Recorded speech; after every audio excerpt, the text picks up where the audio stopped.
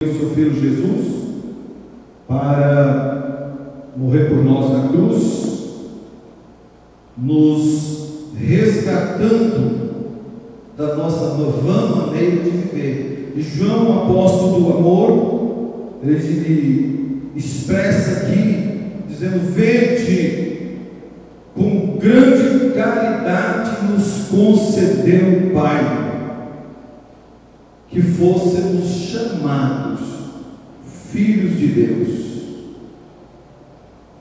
Ele diz: por isso o mundo não vos conhece, porque não conhece a Ele. Então, de fato, irmãos, é através desta grande caridade de Deus que o Pai concedeu que fôssemos chamados filhos de Deus. Quando nós abrimos a nossa Bíblia para o Evangelho de João, capítulo 1, nós vamos entender aqui, o evangelista João começa dizendo, no princípio da criação, dizendo que no princípio era o Verbo era Deus, o Verbo estava com Deus, e ele diz aqui na palavra que todas as coisas, verso 3, todas as coisas foram feitas por Ele, e sem Ele nada do que se foi feito se fez.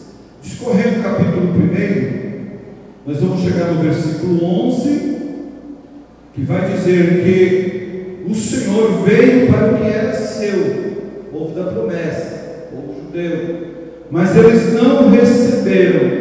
E aí, verso 12, nós fomos agraciados por este grande amor de Deus. Por isso o apóstolo João, na primeira carta que nós lemos, ele fala dessa grande caridade. Vede que grande caridade nos concedeu o Pai, que fôssemos chamados filhos de Deus. E aqui o evangelista João escreve dizendo que veio para os seus não receberam, mas a todos quantos o receberam, deu-lhes o poder de serem feitos filhos de Deus aos que creem no seu nome. Você já creu no nome de Jesus? Você é filho de Deus. Você está aqui por causa deste grande amor de Deus, por causa desta grande caridade que nos concedeu o Pai.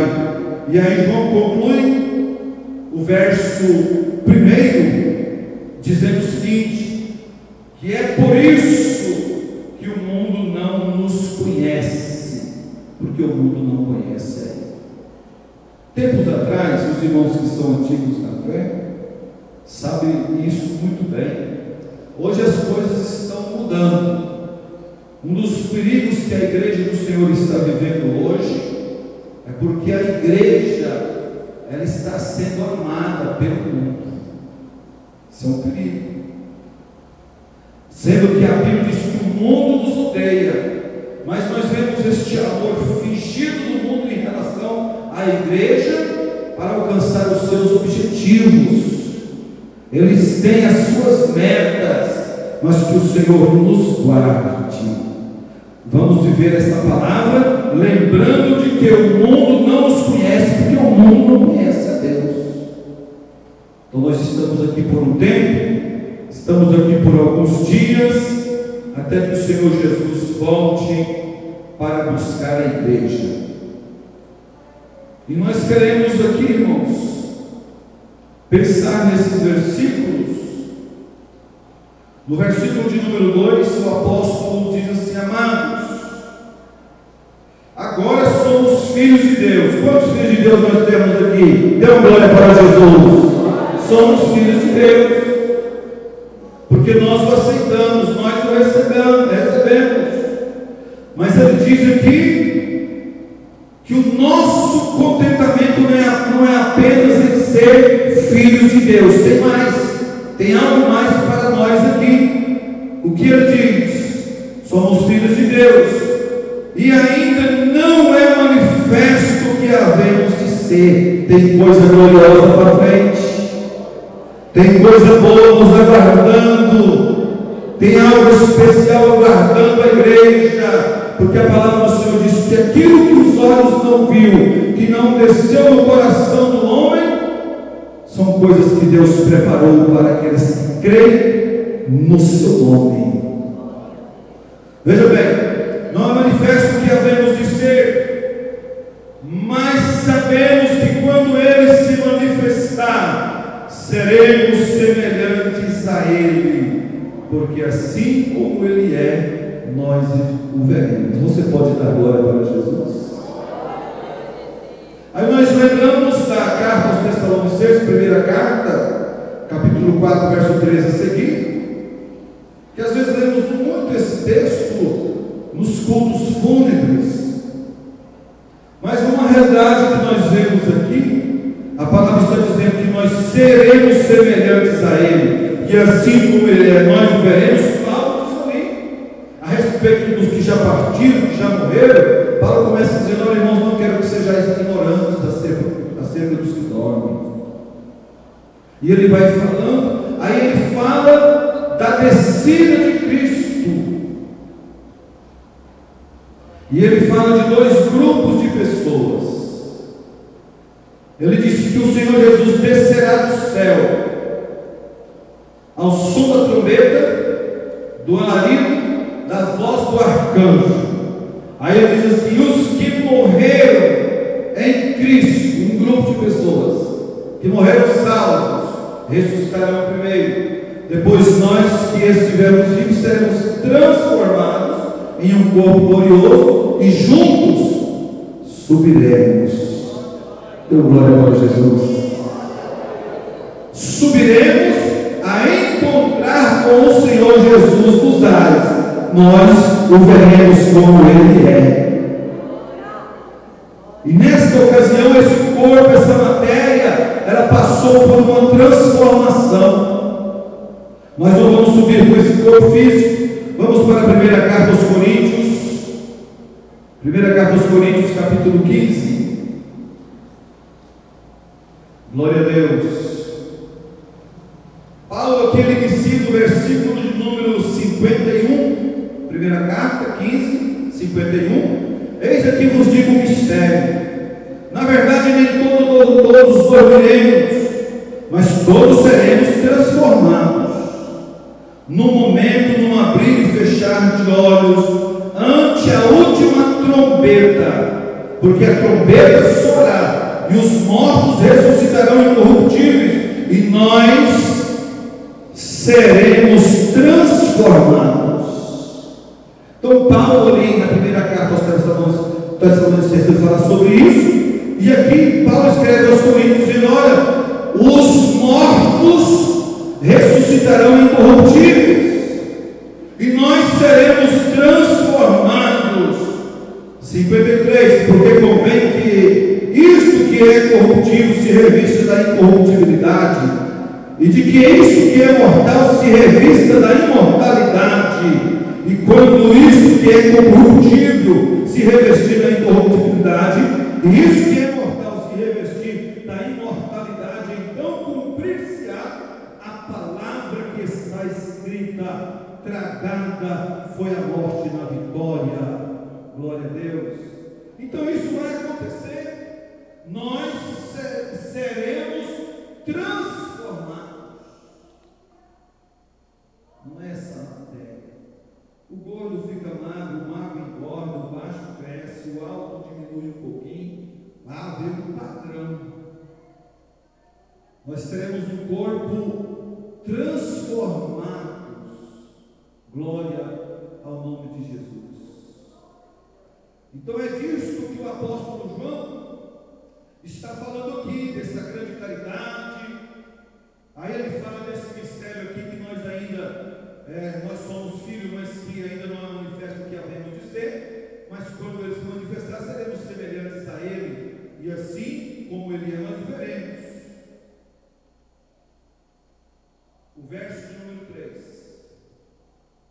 diz assim: e qualquer que nele tem essa esperança, nós temos essa esperança, mas veja a recomendação: mas qualquer que nele tem essa esperança, purifica-se a si mesmo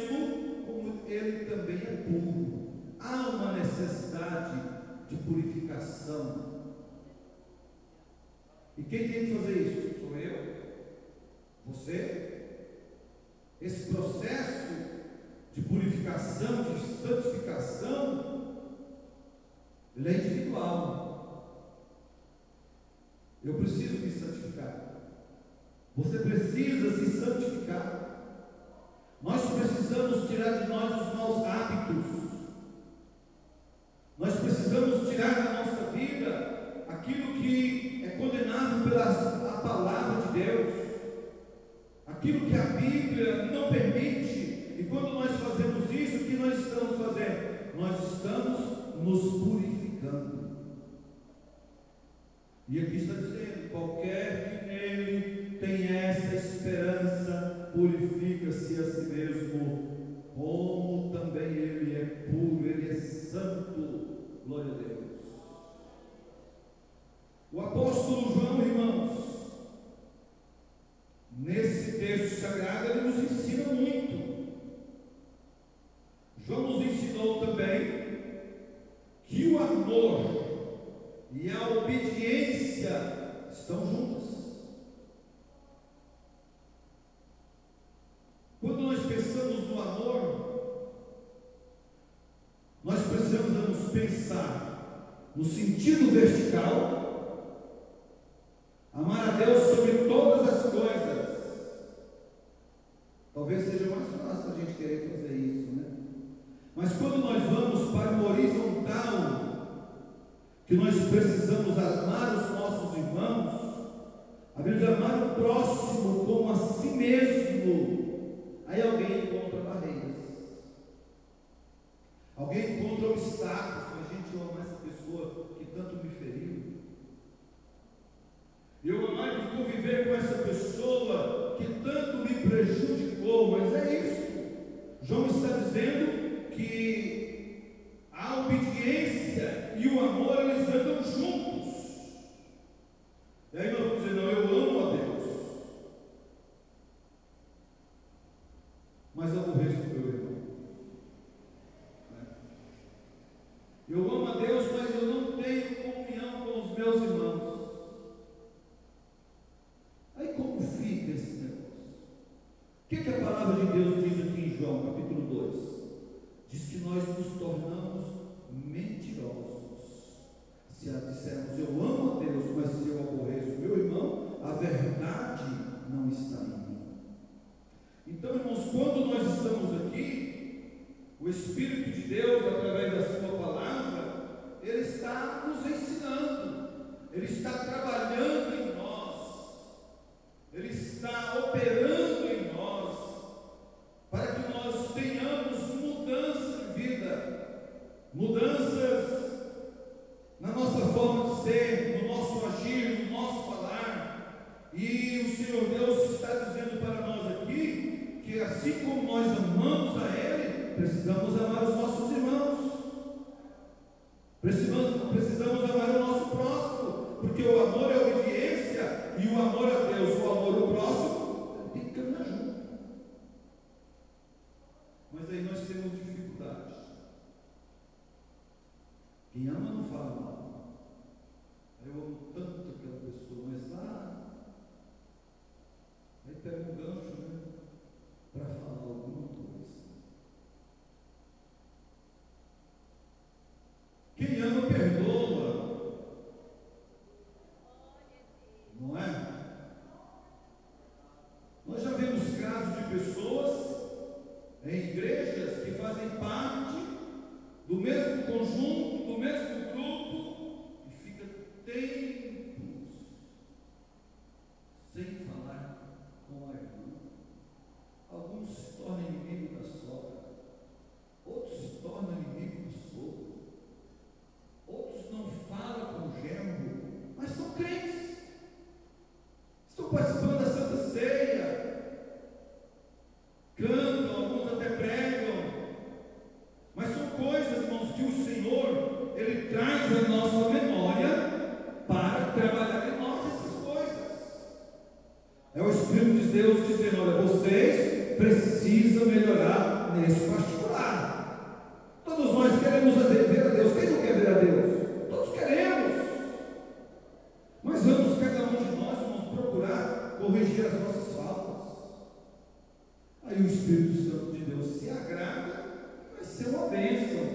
vamos ter uma vida vitoriosa. Glória a Deus. João, no capítulo 2, no versículo 15 da primeira carta de João, aqui vamos ler. João nos faz aqui algumas recomendações importantes. Primeira carta 2:15 a seguir. Veja bem, João começa dizendo aqui, nós vamos ler a partir do 14, ele traz recomendação para os pais. Existe aqui recomendações para os jovens e, enfim, recomendações para a família. Olha que João diz: eu vos escrevi, pais, porque já conheceste aquele que é desde o princípio. Eu vos escrevi, jovens, porque sois fortes, e a palavra de Deus está em vós, e já venceste o maligno. Então aqui João já pega a família. E aí ele vem no verso 15 nos trazendo uma recomendação importante a respeito dos cuidados do mundo, a respeito do amor que alguém possa sentir pelo mundo. E ele diz: não ameis o mundo, nem o que no mundo há. Se alguém amou o mundo, o amor do Pai não está nele, porque tudo que há no mundo, a concupiscência da carne, a concupiscência dos olhos, a soberba da vida, não é do Pai, mas do mundo, e o mundo passa com suas concupiscências. Aí ele diz assim, e nós podemos dar glória para Jesus, mas aquele que faz a vontade de Deus permanece para sempre. Vamos fazer a vontade do Senhor, não é? Até porque nós estamos aguardando essa promessa, temos essa esperança. Então vamos mudar a nossa vida pela palavra. No versículo 1 que nós lemos, por que não podemos amar o mundo? João 3, primeiro, dizendo que o mundo não conhece a Deus. Agora nós conhecemos a Deus, nós estamos caminhando com Deus, nós estamos caminhando rumo à Nova Jerusalém. Mas se nós nos prendermos ao amor, ao mundo, nós vamos ser impedidos. Então ame a Jesus, ame a palavra, ame as coisas que são de cima, busque a presença do Senhor, se encha da graça de Deus, se encha do conhecimento da palavra de Deus, se prepare, Cristo está voltando para buscar a igreja. Glória a Deus.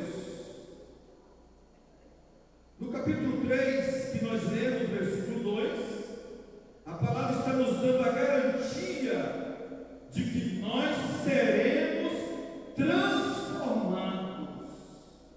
Não é isso que diz aí? Nós seremos transformados. Quando Ele se manifestar, seremos semelhantes a Ele. Passaremos por um processo de transformação. E a gente fica pensando assim, gente, como será esse processo? Como eu serei na eternidade?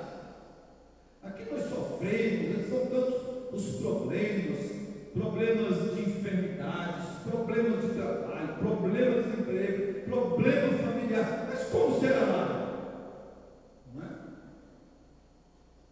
Se nós pudéssemos ver as grandes maravilhas que Deus tem preparado para nós buscaríamos mais a presença do Senhor. E no versículo 3, abrindo a Bíblia aqui, nos recomenda sobre a pureza, que nós precisamos nos purificar, porque também Ele é puro. Eu anotei aqui uma frase: sabemos que Cristo voltará. Temos aí um forte incentivo para vivermos de um modo que lhe sejamos agradáveis. Veja bem, vou repetir. Sabemos que Cristo voltará. Temos aí um forte incentivo para vivermos de um modo que lhe sejamos agradáveis. Então nós temos que nos esforçar e procurar servir a Deus da melhor forma possível, dedicar naquilo que nós vamos fazer para o Senhor, fazer com dedicação, e Deus se agrada disso e muito nos abençoará. Nós seremos abençoados por Deus. Nós queremos pensar nesse texto junto com os irmãos sobre pelo menos 4 promessas que Deus faz à igreja. A primeira está aqui no versículo, na verdade envolve os 4 versículos que nós lemos. A primeira promessa aqui é a promessa de salvação. Promessa de salvação. E quando nós lemos capítulo 2 da primeira carta de João, versículo 25, os irmãos abram aí, primeira carta, capítulo 2, verso 25, vemos aí esta gloriosa promessa. Olha o que diz a palavra: esta é a promessa que Ele nos fez, a vida eterna. Quem deseja esta vida eterna, dê glória para Jesus. Então nós temos aqui a primeira promessa na carta de João, promessa de vida eterna, e nós lutamos por ela. A vida é coisa gloriosa. Nós às vezes lutamos para não perder a vida física, mas a vida eterna com Cristo será uma vida de glória. É algo incomparável. As pessoas que já partiram, que ressuscitaram, como é o caso do pastor João de Oliveira, ele faleceu em um momento que a igreja precisava dele, e no velório chegou o pastor João Colenda, vendo aquela situação e a grande necessidade de tê-lo naqueles dias da igreja, ele orou a Deus, e Deus ouviu a sua oração. Ele orou: Senhor, devolve para nós o pastor, se for essa a sua vontade, precisamos dele. E a Bíblia diz que ele ressuscitou. O que ele disse depois? Ele disse que estava num lugar glorioso. Por ele não queria voltar a este mundo. Então a vida lá é melhor do que aqui. A vida lá é mais prazerosa. A vida lá é diferente. E todas as pessoas que tiveram arrebatamento de espírito, foram arrebatadas, eles dizem coisas inefáveis como Paulo, coisas maravilhosas. Paulo chegou a dizer que quando ele foi arrebatado ao terceiro céu, ele não faz menção do seu nome, mas sabemos que foi Paulo. Ele disse: olha, eu vi coisas inefáveis que aos homens não é lícito contar. É um momento de muita glória. Então nós temos aqui, irmãos, na palavra, esta promessa de salvação, de vida eterna. João 3,16, o que diz? É um texto bastante conhecido. João 3,16, Jesus diz: porque Deus amou o mundo de tal maneira que deu o seu Filho unigênito, para que todo aquele que nele crê não pereça, mas tenha a vida eterna. Oh, glória a Deus! Você pode adorar a Jesus? Promessas de Deus para a igreja. Nós precisamos nos esforçar, precisamos tirar de nós aquilo que não agrada a Deus, precisamos deixar de lado essas coisas que o mundo vem nos oferecendo, vem oferecendo à juventude, vem oferecendo aos irmãos, às irmãs, prazeres, coisas que trazem prazeres momentâneos da vida, mas que compromete a vida espiritual. É melhor ficar aqui, nessa promessa de Jesus. A promessa que Ele nos fez, vida coisas. Romanos 6:23 diz assim: porque o salário da morte, do pecado é a morte, mas o dom gratuito de Deus é a vida eterna em Cristo Jesus, o nosso Senhor. Vale uma glória para Jesus.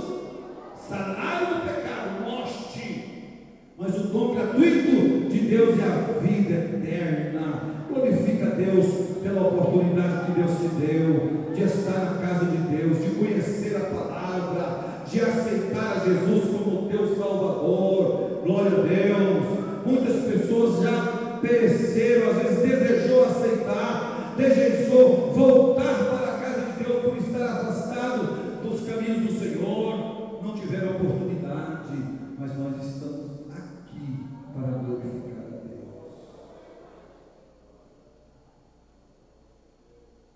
O salário do pecado é a morte, mas a promessa de Deus se cumpre na vida da igreja. O dom gratuito de Deus é a vida eterna em Cristo Jesus, o nosso Senhor. E nós estamos aqui para lutar por isso.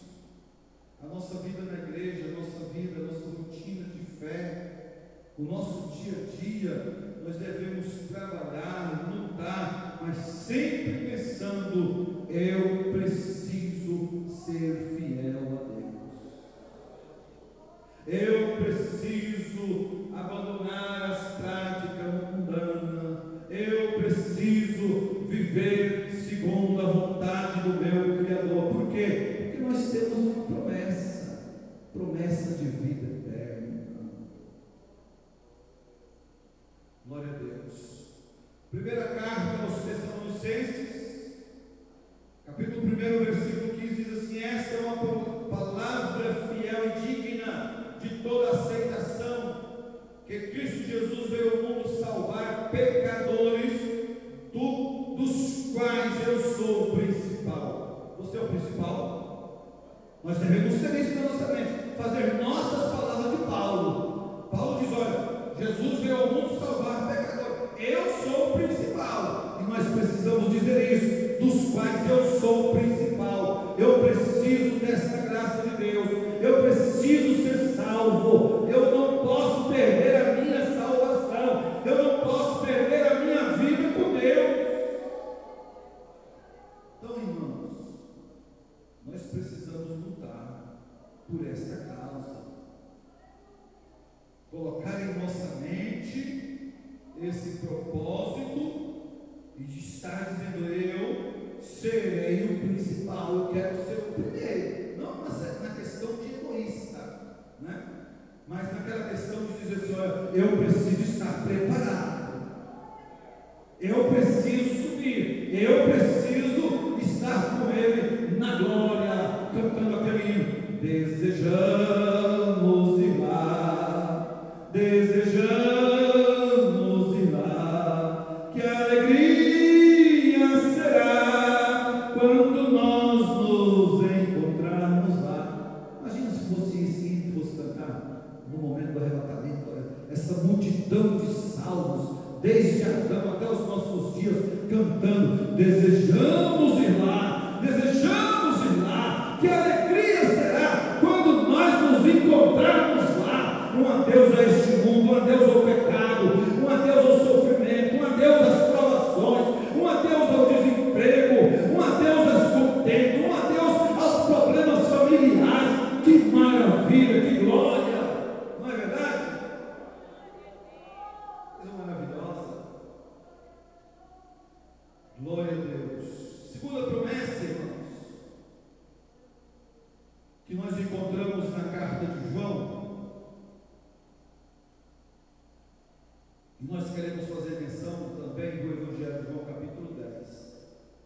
Promessa de vida abundante. João 10, verso 10 diz assim: que o ladrão vem apenas para roubar, matar e destruir. Mas aí Jesus diz assim: essa é a atitude do ladrão: roubar, rouba a sua fé, rouba a sua comunhão, rouba a sua paz, tira a sua alegria, coloca a depressão, coloca a coloca angústia, te enche de ansiedade para ver se você se torna uma pessoa infeliz. São qualidades dele.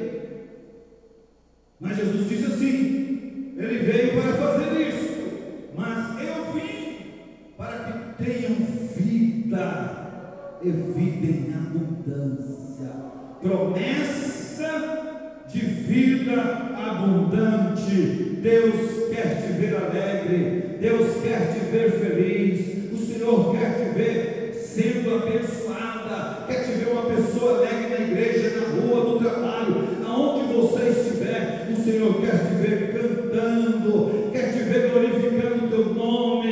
Ele quer saber, Ele quer ver que no teu coração existe essa promessa de um dia deixar esse mundo e subir para estar com Ele na eternidade.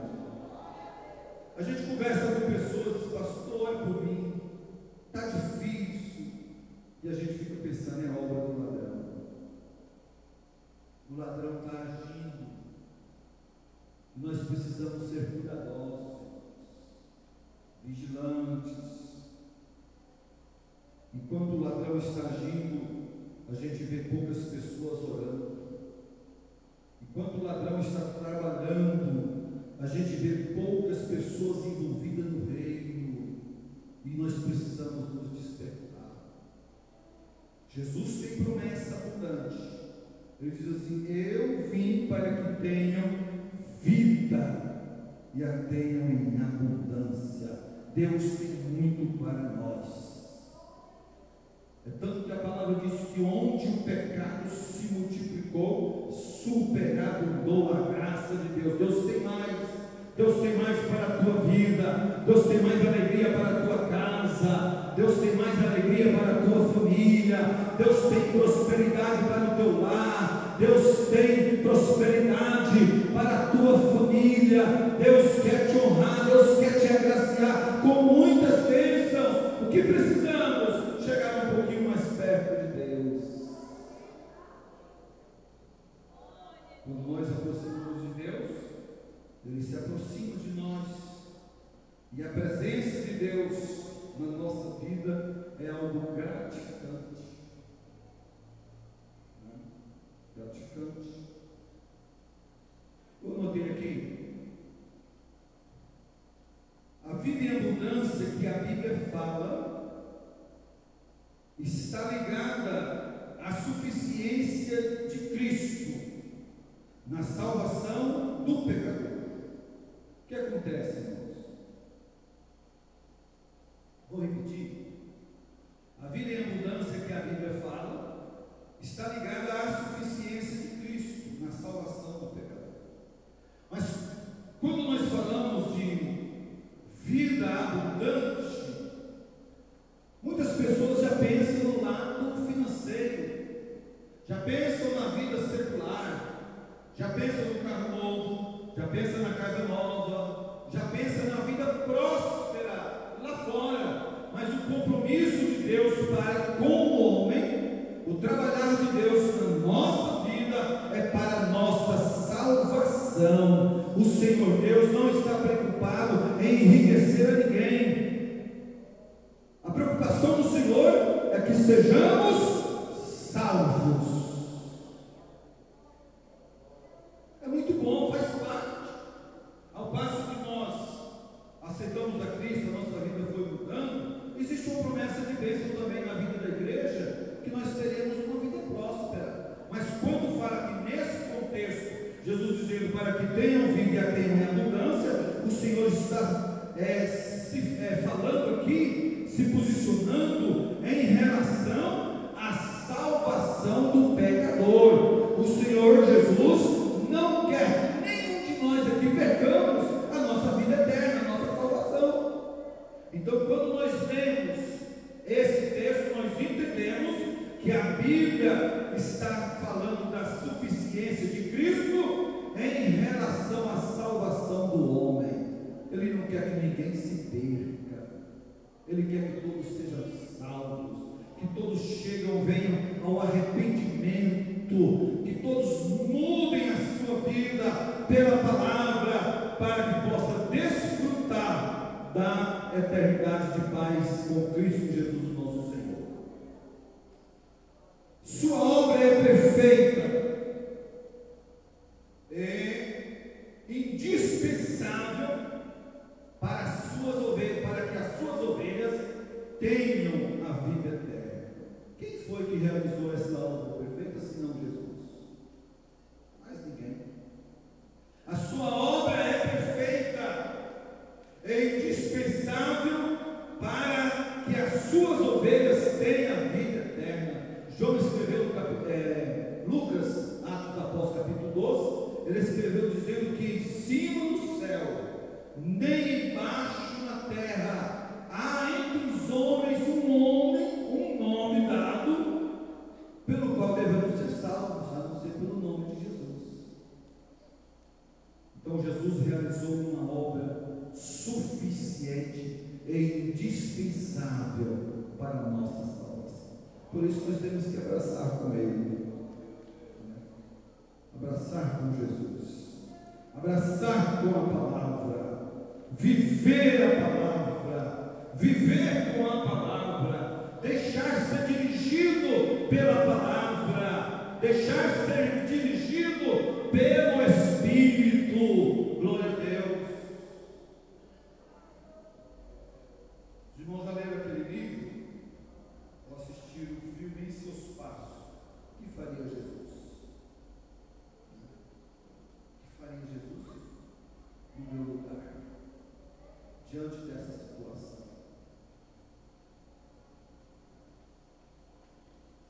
Esta vida abundante, irmãos, ela é condicional. Há uma condição. Não é aquela questão, uma vez salvo, salvo para sempre. Senhor Jesus disse, Mateus registrou, capítulo 6, verso 33, mas buscai em primeiro lugar. Olha a condição aí. Buscai em primeiro lugar o reino de Deus e a sua justiça. Aí vem as outras coisas, né? Mas em primeiro lugar é o reino. Em primeiro lugar é adoração a Deus. Em primeiro lugar é compromisso com Deus e com a sua palavra. É amar a Deus acima de todas as coisas. Em primeiro lugar é entender que Deus é o ser supremo que domina céus, espaço, terra, mares. O Senhor está acima de todas as coisas. Então Mateus disse aqui, escreve as palavras de Jesus, que o homem precisa buscar em primeiro lugar o reino de Deus e a sua justiça. E as outras coisas vão sendo acrescentadas. Glória a Deus. Você pode glorificar Jesus? Salmos 16, verso 11 diz assim: far-me-ás ver a vereda da vida, na tua presença há abundância de alegrias, a tua mão direita há delícias perpetuamente. Coisa gloriosa, né? Se nós discorrermos toda a Bíblia nesses 4 tópicos que nós estamos dizendo, nós vamos ver registrada em toda a Bíblia essa promessa de salvação, essa promessa de vida abundante. Nós vamos ver toda a Bíblia, isso está cheia, recheada de promessas, e ela é condicional. Veja bem, quando o Senhor Deus promete as bênçãos, lá em Deuteronômio capítulo 28, 29, há uma condição para ser abençoado. Jesus disse, o Senhor disse, olha, eu coloco diante de vós, o caminho da bênção e o caminho da maldição. A escolha é pessoal. Escolha hoje o que você quer. Quem quer ser abençoado por Jesus, quem quer viver a presença de Deus, a escolha é nossa, irmãos. Nós precisamos nos decidir. Não, eu vou viver a minha vida pautada pela palavra de Deus. Aí as bênçãos de Deus virão sobre nós. A terceira promessa de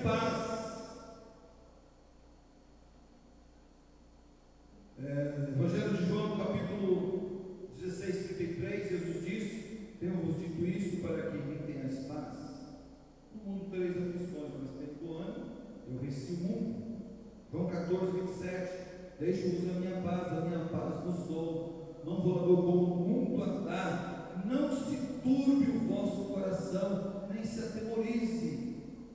Então, em Jesus, nós temos paz, vivemos a verdadeira paz. Nós podemos estar cheios de luta, de problemas e aflição, mas o nosso interior, se nós estivermos com Cristo, nós vamos cantar no momento da prova, nós vamos dar glória a Deus no momento da tribulação. É por isso que nós entendemos porque Jó fez isso.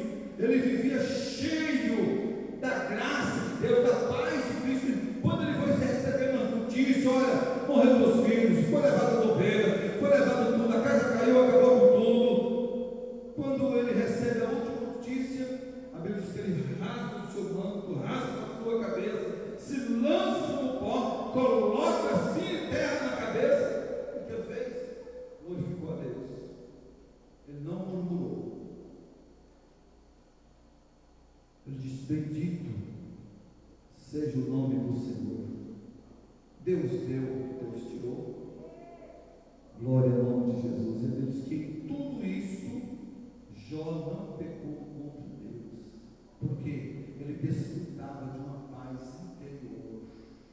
Tem paz aí no teu coração? Ah, porque eu estou passando uma luta, não tem problema, nós podemos estar na luta, mas lá nós temos paz. Nós deitamos e dormimos, como diz o salmista: deitei, dormi e acordei, porque o Senhor me sustentou. Nós temos aqui essa promessa de paz. Salmo 29, versículo, salvo engano, 1 ou 11, diz assim: o Senhor dará força ao seu povo, o Senhor abençoará o seu povo com paz. Veja aí se é o 11 ou se é o primeiro. Salmos 29, 11, né? Veja bem, é prazer de Deus em nos abençoar. Nós servimos um Deus abençoador. Nós servimos um Deus que tem prazer em abençoar o seu povo. É tanto que Isaías profetizou dizendo que a mão do Senhor não está encolhida, ela está estendida. Quando Balaão foi amaldiçoar Israel, contratado por Balaque, ele fez ali 7 altares, e o povo de Israel ia passando e falou: daqui dá para você amaldiçoar esse povo. Quando ele abria a boca, só saía a palavra de bênção. Abençoados são os filhos de Jacó. E o rei Balaque foi ficando indignado com aquilo. Vai para o outro altar, daqui você pode amaldiçoar. Preparou o altar, ofereceu o sacrifício e abriu a boca para amaldiçoar. Palavra de bênção. Irmãos, nós somos um povo abençoado pelo Senhor. O Senhor dará força ao seu povo. O Senhor abençoará o seu povo com paz, que é a paz de Deus. Eu quero profetizar nessa noite na tua vida. Se você está vivendo aí com falta de paz, eu profetizo nesta noite em nome de Jesus, pelo poder da palavra: receba a paz na tua vida, receba a paz na tua família, viva em paz no teu trabalho. Glória ao nome de Jesus. É promessa de Deus. Louvado seja o nome do Senhor. Nós vamos terminar. Isaías 26, verso 3. Olha que promessa maravilhosa. Nós estamos falando da promessa de paz. Tu conservarás em paz aquele cuja mente está firme em ti, porque ele confia em ti. Você confia em Deus? O Senhor vai te dar paz. O Senhor vai te conservar em paz. Você pode passar por lutas, mas a paz de Deus estará no teu coração.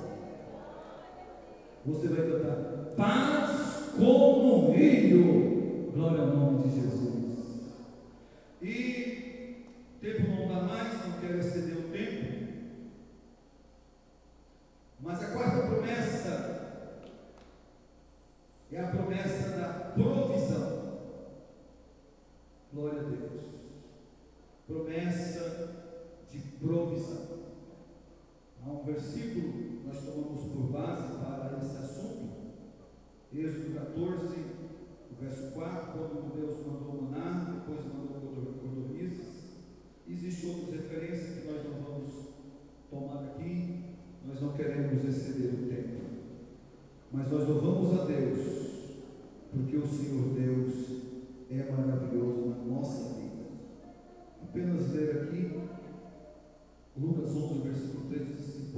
vós, sendo maus, saber dar boas coisas aos vossos filhos, quanto mais o vosso Pai Celestial dará o Espírito Santo aos que lhe pedirem. Deus tem para dar. E se nós pedirmos a Deus, Ele vai te dar, Ele vai nos dar, Ele vai nos conceder. Os homens que são maus, eles sabem abençoar os seus filhos com coisas boas. E Jesus falou isso. Somos maus, mas sabemos dar boas coisas aos nossos filhos. Aí ele pergunta: quanto mais, ou ele diz, o Senhor dará ao Espírito Santo àqueles que lhe pedirem. Existem coisas, irmãos, que só o Espírito Santo faz.